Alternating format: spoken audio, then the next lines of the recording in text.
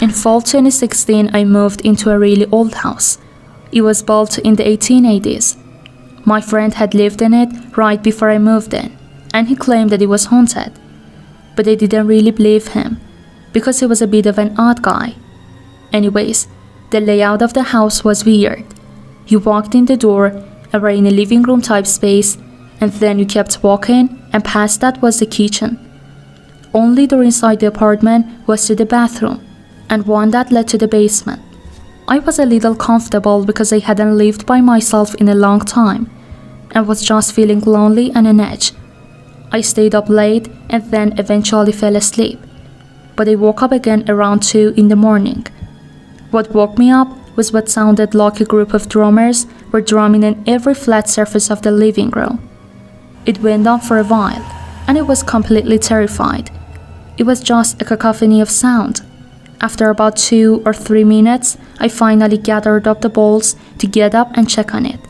And as soon as I passed the threshold to the living room, it just stopped. Nothing happened the rest of the night. A couple days later, a friend of mine was about to leave.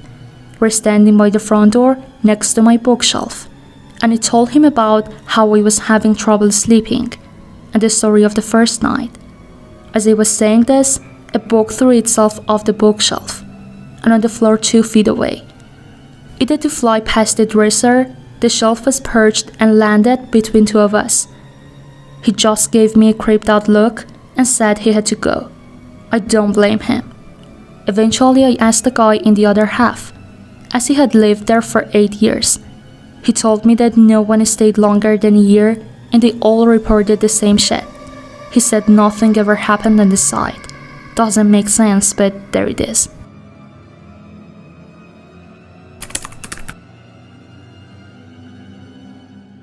It was May, in Tennessee. I was in my living room watching TV, and I heard a small knocking coming from the basement. So I walked down to investigate all over the basement to find nothing. I walked back upstairs to the living room and continued watching. About 5 minutes later, I heard a loud crash from the basement, and what sounded like a door opening. At this point, I was pretty worried. I started to make my way down the stairs, and as I went down, I thought maybe my brother was home without me knowing it. So I called his name. Nothing. I called again. Nothing. So I kept moving down the stairs, only to find that there were desks opened, boxes opened, and a few plastic bins and containers all knocked down and tipped over, with footprints leading out the door. Called my parents, and when they came, my mom called the police while my dad followed them. According to him, they went over my fence and to the road behind my house where they stopped. My guess is he was picked up. Terrifying. Maybe it's a ghost.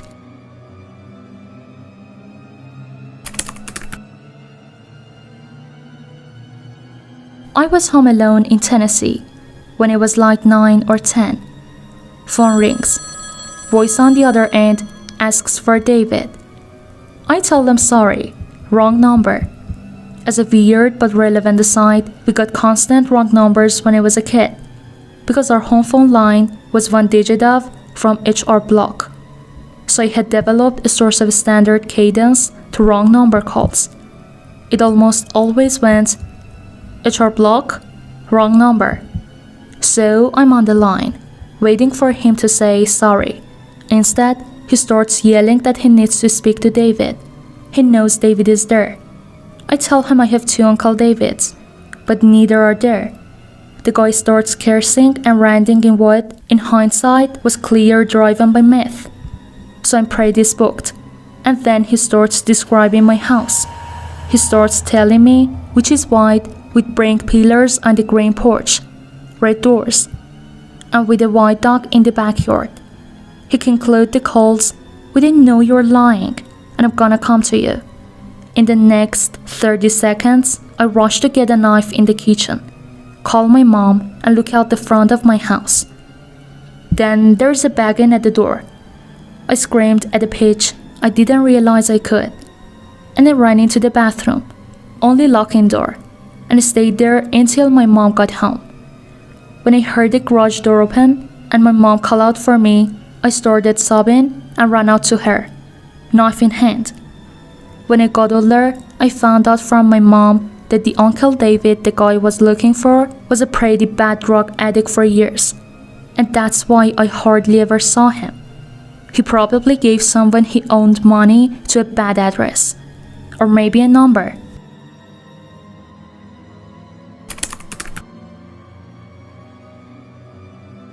I was in my room, which is right above our kitchen, watching TV.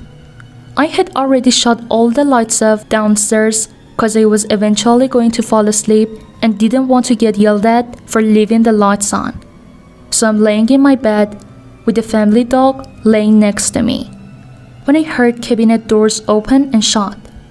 It wasn't like they all opened at once and then shut, but more like one after another for a few seconds. I freeze and look at the dog, who at this point was an old lady, who perked up and looked at me. I peeked out my window that overlooks our driveway and didn't see anything. Now I didn't think anyone was in the house. The dog gets up and starts moving towards the stairs. I grab my softball and cell phone and follow her downstairs. As we come downstairs, I notice the lights are on in the kitchen, and I called 911 because I know I shut the lights off prior to going upstairs. When we get in the kitchen, that's when I noticed that the door was still locked, so I thought whatever did this was still in the house. So I ran upstairs to my parents' closet, and I called my parents and told them what's up. They came home and didn't find any more or any trace of anyone being in the house. We still don't know why the light was on and off, but we had some paranormal, so we chalked it up to the household ghost. A single mother bought a new phone. After a long day at work, she came home, placed her phone on the counter. Her son came to her and asked if it could play with this. She told him not to call anyone or mess with text messages, and he agreed. At around 11 o'clock, she was drowsy, so she decided to drug her son in and go to bed. She walked to his room and saw that he wasn't there. She then ran over to her room to find him sleeping on her bed with the phone in his hand. Relieved, she picked her phone back up from his hand to inspect it. Browsing through it, she noticed only minor changes, such as a new background, banner, and etc.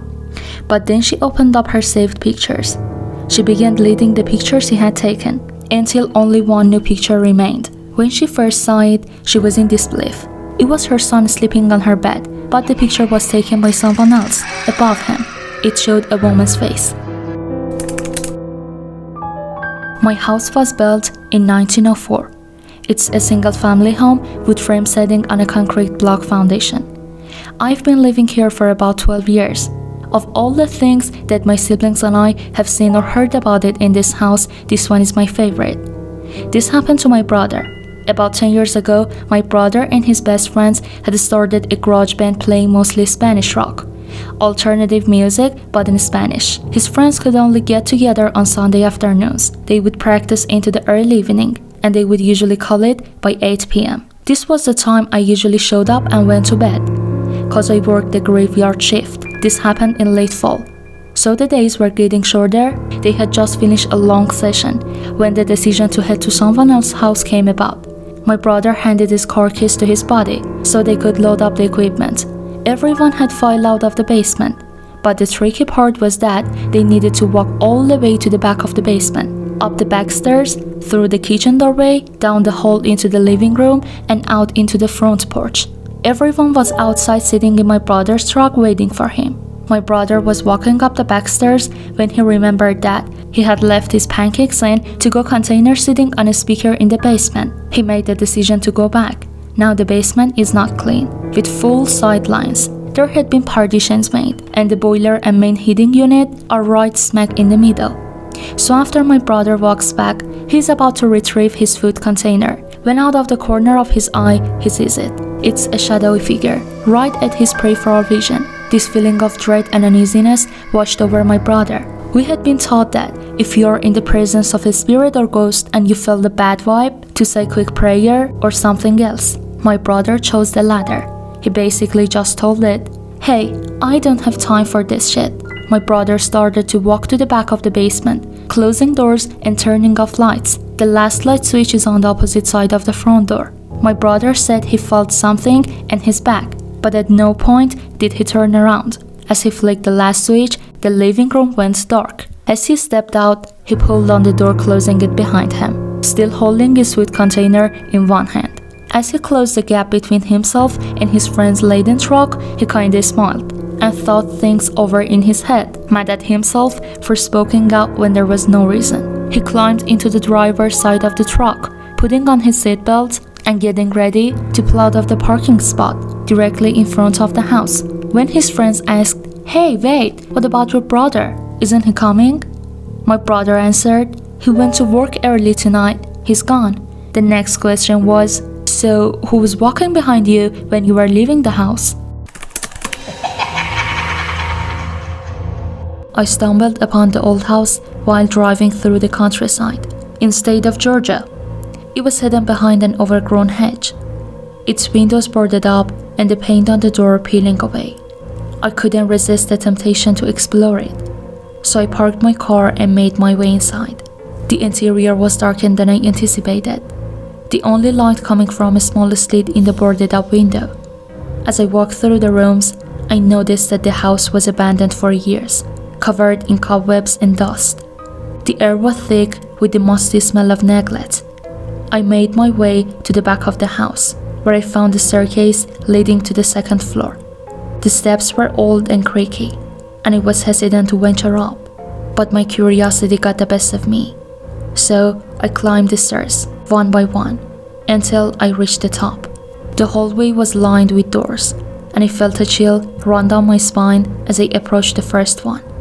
I opened it, and the room was empty, save for a single piece of furniture, a rocking chair that was eerily moving on its own.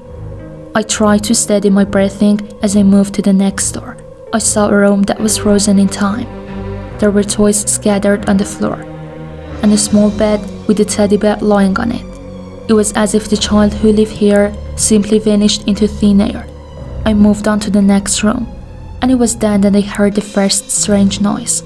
It sounded like footsteps, but there was no one else in the house.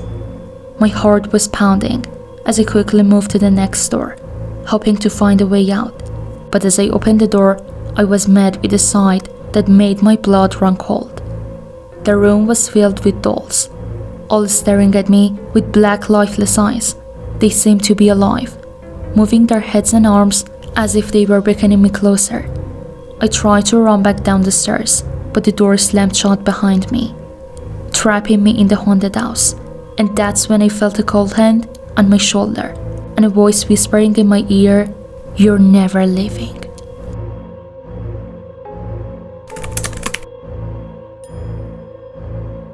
I never believed in ghosts until I moved into the old house in state of Georgia. The realtor had warned me that the house had a history, but I brushed it off as just a sales tactic. But as soon as I stepped inside, I could feel that there was something off about the place. At first, it was just things. The creaking of the floorboards at night, the flickering of the lights, and the occasional feeling of being watched. But then, things started to get more intense. Objects would move on their own, and I could hear faint whispers in the dead of night. I tried to ignore it all, telling myself that it was just my imagination playing tricks on me. But then, one night, I woke up to find a figure standing at the end of my bed. It was tall and shadowy, with glowing red eyes that seemed to stare straight into my soul. I screamed and ran out of the room, but the figure followed me, its eerie laughter echoing through the halls. I tried to leave the house, but the front door wouldn't budge. I made my way up to the attic, hoping to find a way out through the windows. But what I found up there was far worse than anything I could have imagined. The walls were covered in strange symbols. As I tried to make sense of it all, I heard a voice whispering in my ear, telling me to join them. I turned around to find a group of ghostly figures surrounding me. I knew then that there was no way out, The house had claimed me, and I was doomed to spend eternity trapped within its walls. And as I felt their cold, bony hands closing in around me, I knew I wasn't alone. The old house on Cherry Street had claimed many victims before, and it would continue to do so for as long as it stood.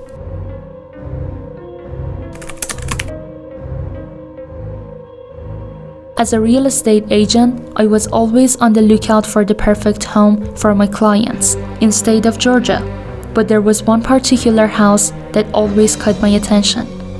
An old abandoned mansion on the outskirts of town. It had been on the market for years, but no one ever seemed interested in. One day, I decided to take a closer look. As I approached the front door, I couldn't help and feel a sense of unease. The paint was peeling, and the windows were boarded up, and the lawn was overgrown with weeds, but something about the house drew me in. As I walked through the foyer, I felt a chill run down my spine. The air was musty and stale. The only sound was the creaking of the floorboards beneath my feet. I made my way through the rooms, each one seemingly emptier than the last. But as I entered the master bedroom, I felt a sudden change in the atmosphere. The room was still empty, but it felt as though someone or something was watching me. I turned to leave, but the door wouldn't budge. I tried to push it open with all my strength, but it was as though I was pushing against a solid wall. I heard a faint whisper. At first, I couldn't make out the words, but as the voice grew louder, I realized it was coming from the walls, and it was talking to me. I tried to run, but the hallway seemed to stretch on endlessly. The walls were closing in on me. I could hear screams coming from the other rooms, but it was powerless to help. Just as I thought it was the end, the house released me from its grasp. I stumbled out onto the front lawn, gasping for air. As I looked back at the mansion, it seemed to shrink and wither away before my eyes. I never went back to that house again. I could still feel its presence in my dreams. I could hear the walls begging me to come back.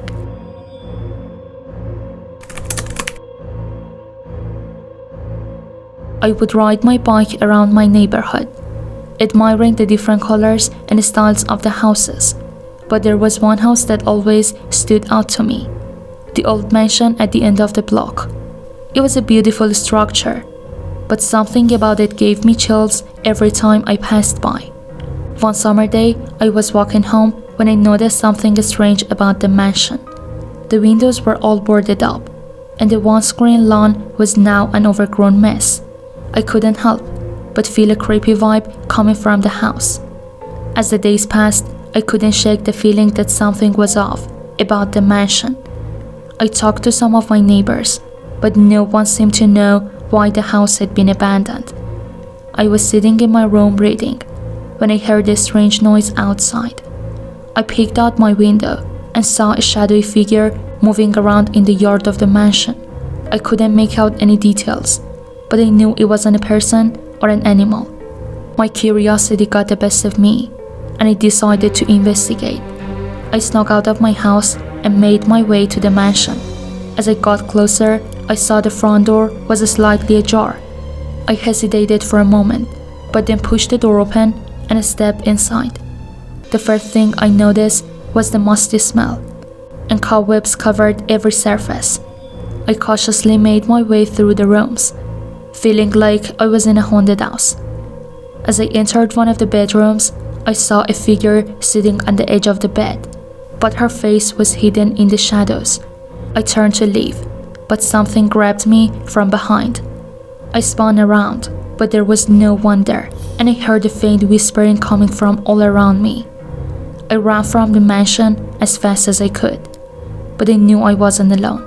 The feeling of being watched stayed with me for weeks, and I couldn't shake it, no matter how hard I tried. One day, I saw a news article about the mansion. It turns out a woman had been murdered there years ago, and her killer had never been caught. The mansion had been abandoned ever since.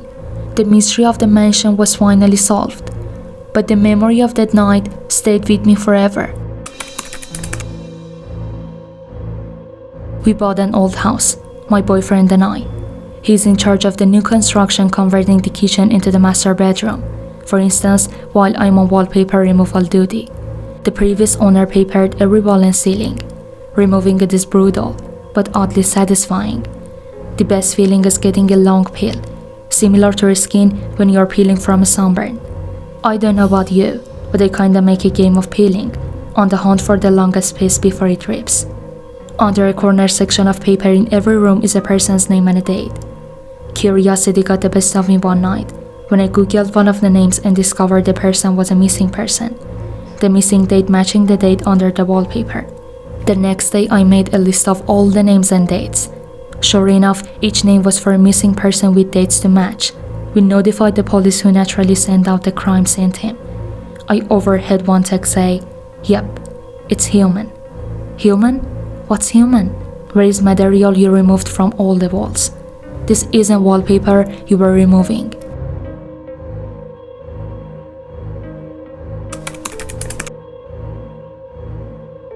I hate it when my brother Charlie has to go away. My parents constantly try to explain me how sick he is. I'm lucky to have a brain where all the chemicals flow properly to their destinations, like undammed rivers. When I complain about how bored I am without a brother to play with, they try to make me feel bad by pointing out that his boredom luckily far surpasses mine, considering his confinement to a dark room in an institution. I always beg for them to give him one last chance. Of course, they did it first. Charlie has been back home several times, each shorter in duration than the last. Every time without fail, it all starts again. The neighborhood cats with gouged out eyes showing up in his toy chest, my dad's razors found dropped on the body slide in the park, across the street, mom's vitamins replaced by beds of dishwasher tablets. My parents are hesitant now, using last chances sparingly. They say his disorder makes him charming, makes it easy for him to fake normalcy, and trick the doctors who cared for him into thinking he's ready for rehabilitation. That I'll just have to put up with my boredom if it means staying safe from him. I hate it when Charlie has to go away. It makes me have to pretend to be good until he's back.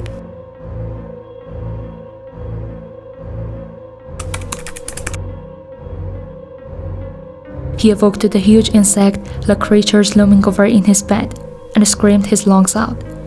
They left the room and he stayed up all night, shaking and wondering if it had been a dream. The next morning, there was a tap on the door.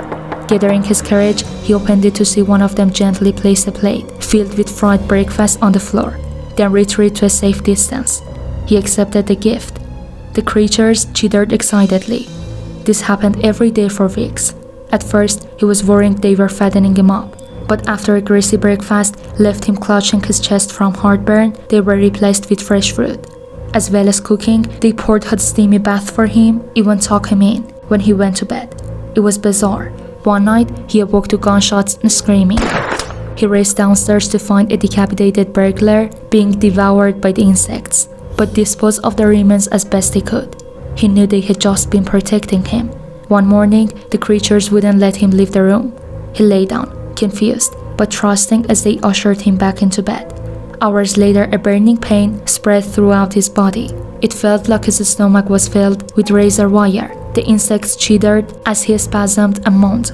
It was only when he felt a terrible squirming feeling beneath his skin that he realized the insects hadn't been protecting him. They had been protecting their young.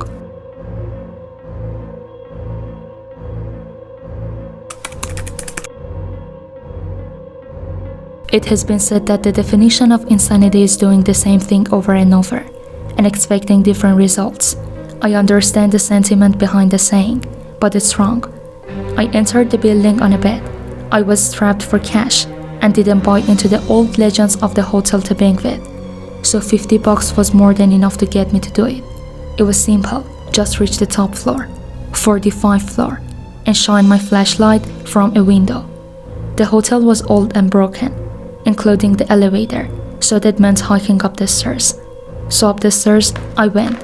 As I reached each platform, I noted the old brass plaques displaying the floor numbers. 15, 16, 17, 18. I felt a little tired as I crept higher, but so far, no ghosts, no cannibals, no demons. Piece of cake. I can't tell you how happy I was when I entered the last stretch of numbers. I counted them aloud at each platform. 40, 41, 42, 43, 44, 44. I stopped and looked back down the stairs. I must have miscounted, so I continued up. 44, one more flight. 44, and then down 10 flights. 44, 15 flights.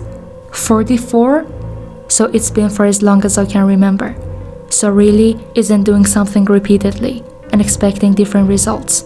It's knowing that the results will never ever change. It's realizing you no longer fall asleep. It's not knowing whether you've been running for days or weeks or years. It's when the sobbing slowly turns into laughter.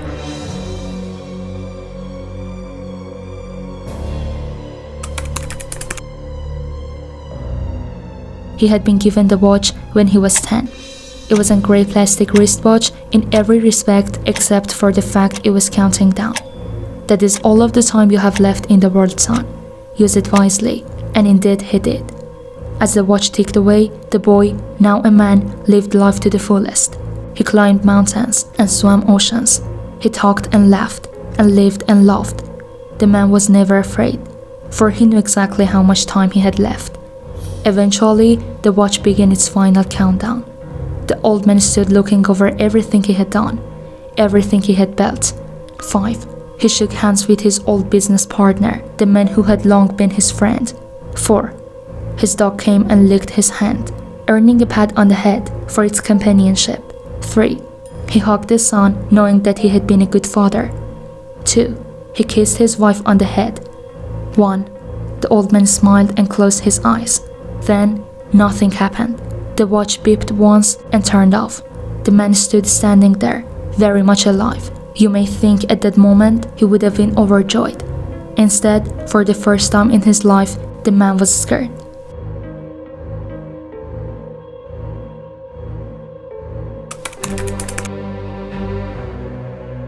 Everyone loves the first day of school, right?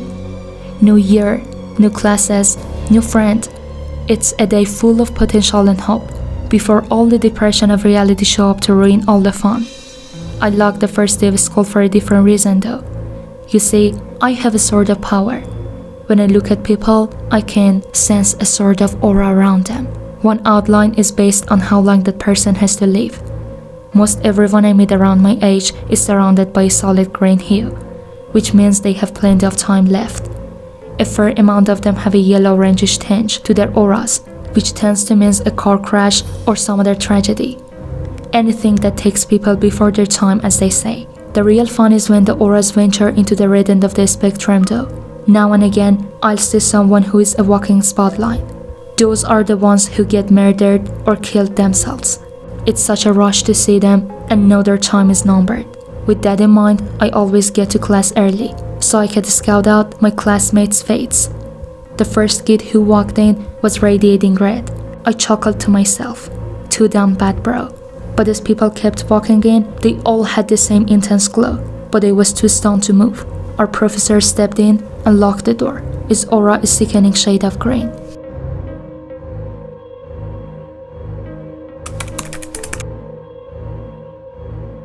When my sister Betsy and I were kids, our family lived for a while in a charming old farmhouse. We loved exploring its dusty corners and climbing the apple tree in the backyard. But our favorite thing was the ghost. We called her Mother, because she seemed so kind and nurturing. Some mornings Betsy and I would wake up, and on each of our nightstands we'd find a cup that hadn't been there the night before. Mother had left them there, worried that we'd get thirsty during the night. She just wanted to take care of us.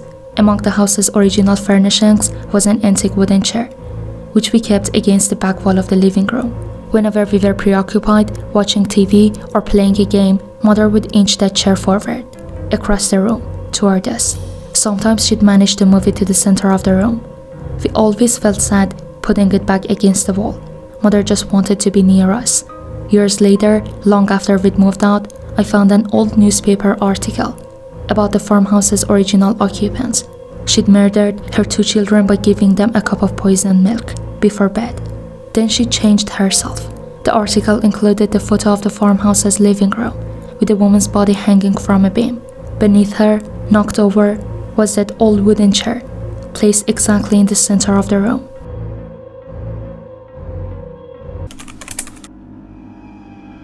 This happened a few years ago, a couple days before Christmas. It was the weekend, and my mother and I were doing our usual weekend things, ordering food and watching creepy TV movies. We had just ordered the food, and not too long after that, we heard a knock at the door.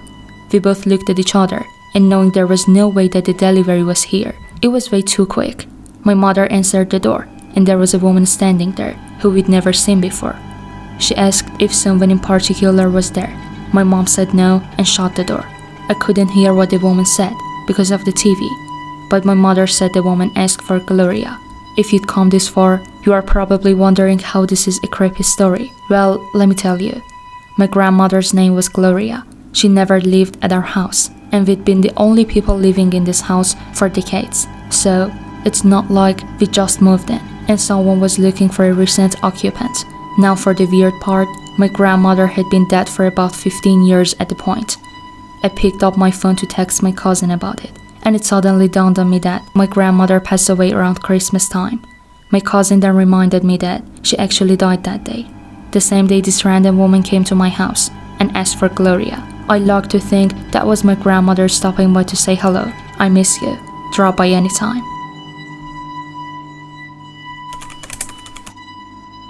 My husband and I were newly married and were searching for an apartment in Long Beach, California. One we came upon was on a very nice street in a converted older home. There were established trees around the yard, and the landscaping was neatly trimmed. The landlord greeted us at the driveway and told us she would show us around. All was well with me so far. I really liked the locations and appearance of the outside area. The apartment was on the second floor. The minute I started up the stairs, I felt very strange and uneasy. I closed my eyes, and when I opened them, I saw blood smeared all along the wall to my left. I closed my eyes again, and when I opened them, there was no blood visible. I didn't say anything about what happened to me, and we continued to view the apartment.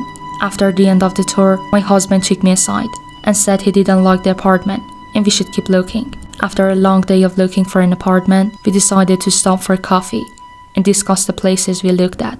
During the discussion, my husband said the second floor apartment in the old house looked good on the outside, but he didn't like the inside. I asked what he didn't like, so he proceeded to tell me that the staircase gave him a creepy feeling and that he thought something bad had happened there. I told him what had happened to me while we were there. We stared at each other for a few seconds and decided then and there that we made the right decision.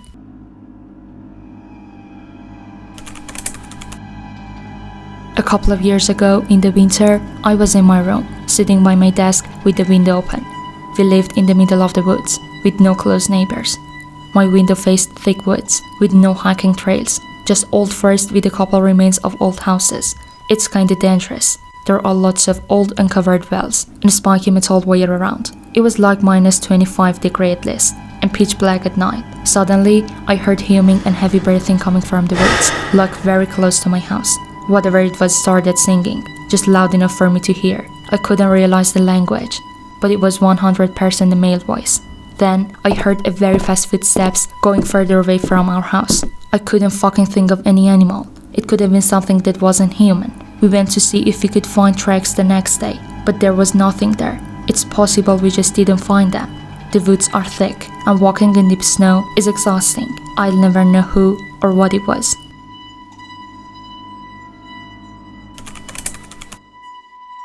A few years ago, I moved into a one-bedroom apartment. It was my first time living on my own. The apartment block had been built in the 1930s. I'd been there for a few months. When I came home from work one day and went into the bathroom, I saw something strange. A wooden board, which had covered a hole in the ceiling that led to a small attic space, lay fractured in two pieces on the ground. I thought the landlord had sent someone to work on the attic. I was frozen stiff with fear. Someone is up there for sure, I thought. I emailed pictures to the landlord, asking if anyone had been there. She said, please call me as soon as you are able to. And she explained that her last two tenants had said the same thing happened. She promised to replace the board, and she did. A month later, I woke up one night, around 4 a.m. My body was covered in goosebumps. It felt like someone was rubbing his or her hands on me. Everything was silent, but then I heard a dragging sound coming from above my bed. It was as if someone was pulling a sack of potatoes. Convinced someone was up there. There is no way an animal could make that sound. After 5 minutes, I worked up the courage to turn on the light, armed myself with a cricket bat, and walked to the bathroom. That's when I saw that the new board covering the hole was broken in two.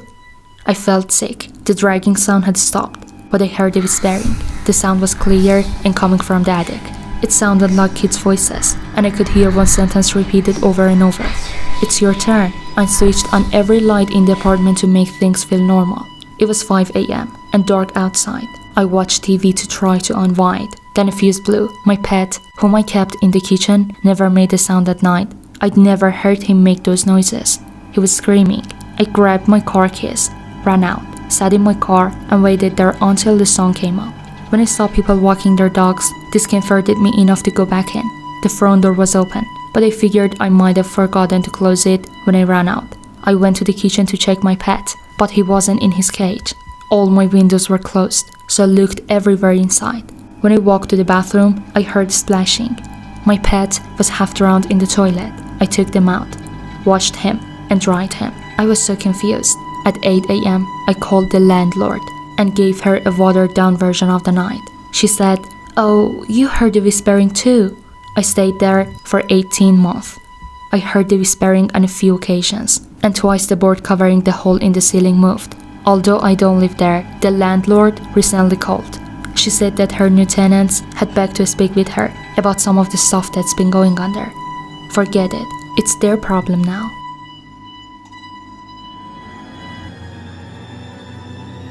I've seen a lot of dreams. Some are exciting, where some are horrendous. Most of us have a lot of nightmares. But just think how terrifying it would be if it became true. I'm telling you this because I've been through this.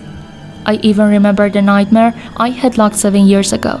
I don't know how, but I randomly get dreams I never thought of.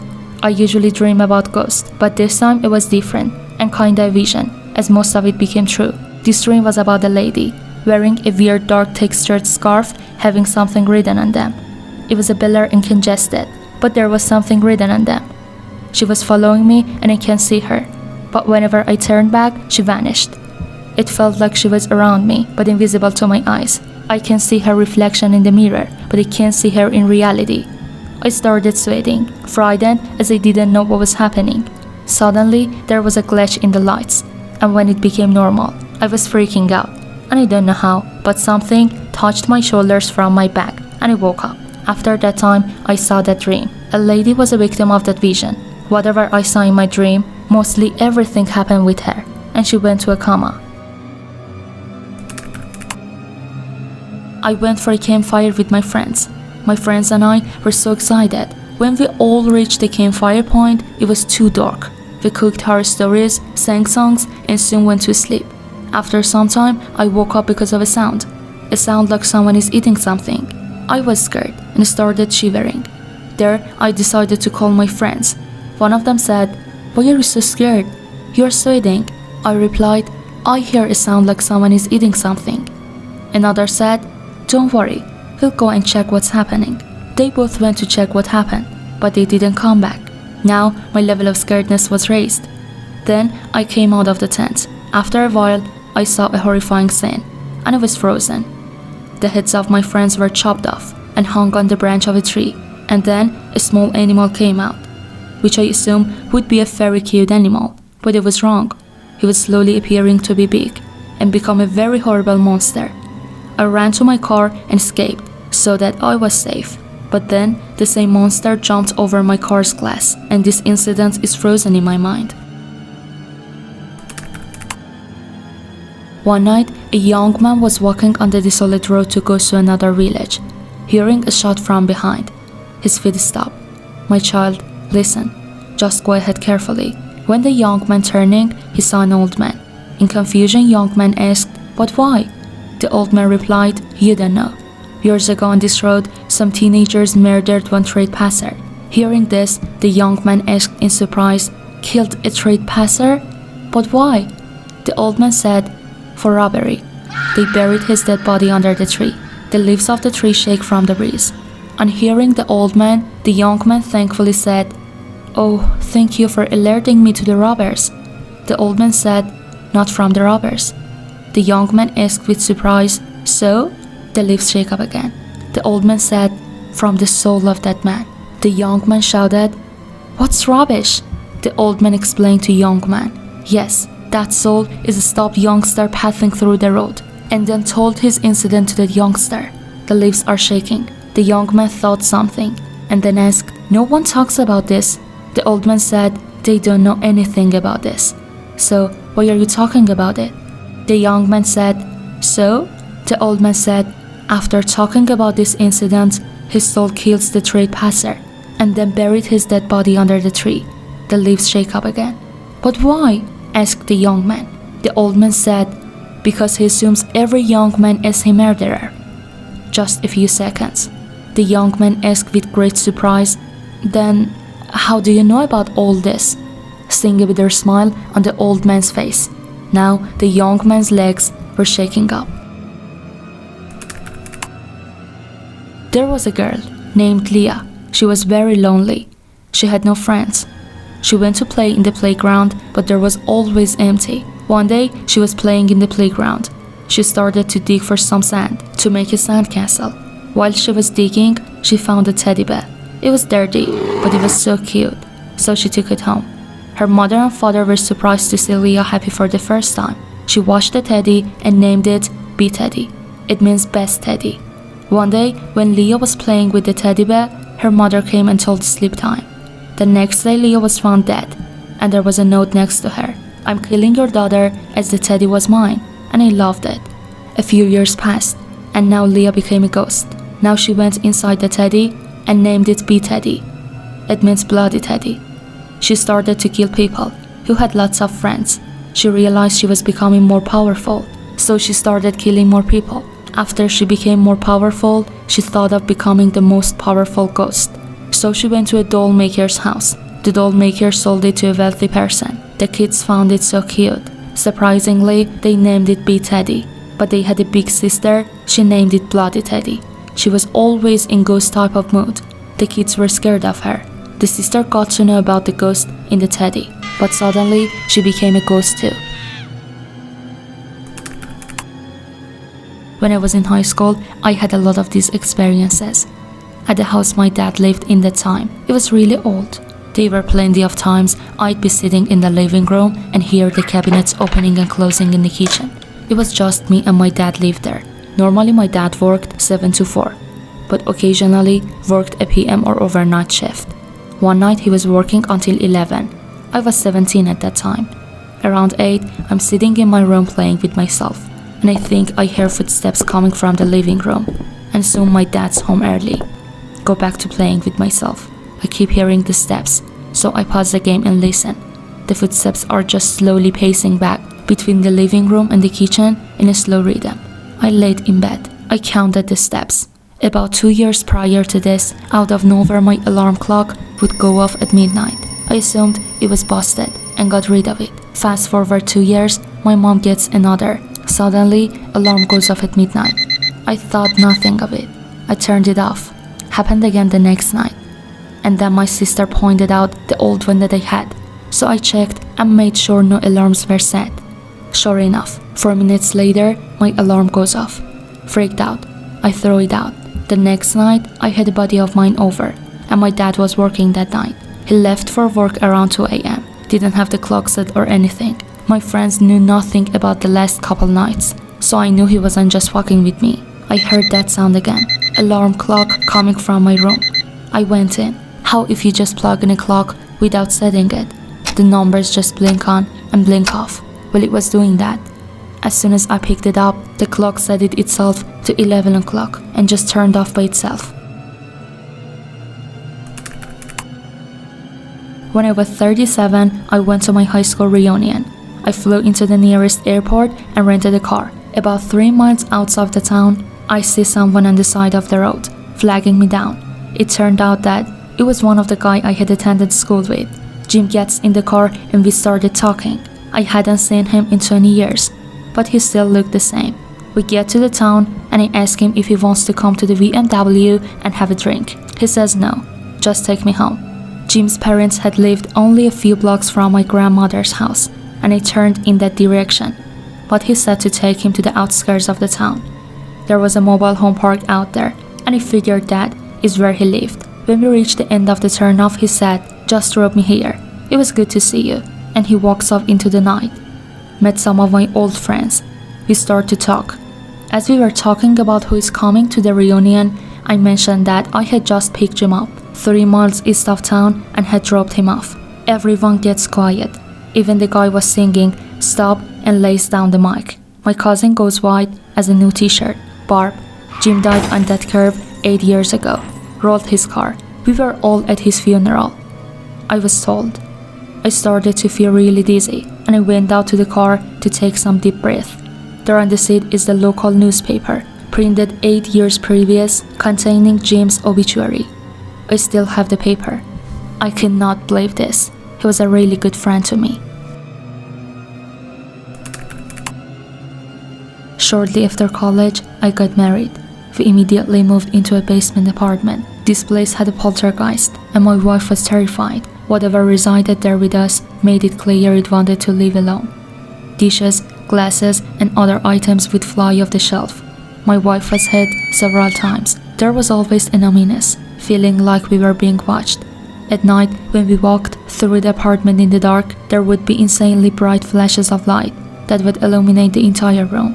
One night, while we were going to bed, as soon as my wife and I walked into the bedroom, we heard a voice from nowhere, called my name and said, "Move." My wife looked at me. I looked at her.